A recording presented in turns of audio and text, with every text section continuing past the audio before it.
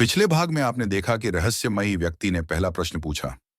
हर अमावस्या की रात महल के पुराने हिस्से में एक दीपक अपने आप जलता है, क्यों?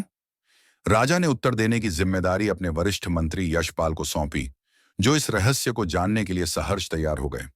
अब कहानी आगे बढ़ती है। अमावस्या की रात थी। आकाश बादलों से ढका था। महल के सभी हिस्से शांत थे, लेकिन पश्चिमी भाग की ओर एक अजीब सी सिहरन दौड़ रही थी, जैसे वहां हवा नहीं, कोई रहस्य बह रहा हो। मंत्री यशपाल एक दीपक लिए उस पुराने द्वार की ओर बढ़े। दरवाजा कई वर्षों से बंद था, लेकिन आज उसे खोला गया। भीतर घुप अंधेरा था। दीवारें सीलन से भरी हुई और चारों ओर मकड़ियों के जाले। यशपाल धीरे धीरे भीतर बढ़े।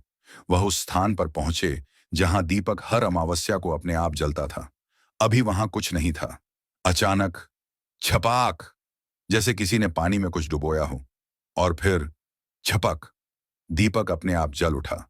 यशपाल स्तब्ध थे, पर डर के बजाय उनके चेहरे पर जिज्ञासा थी। उन्होंने ध्यान से देखा। उस दीपक के नीचे एक पत्थर की पट्टिका थी।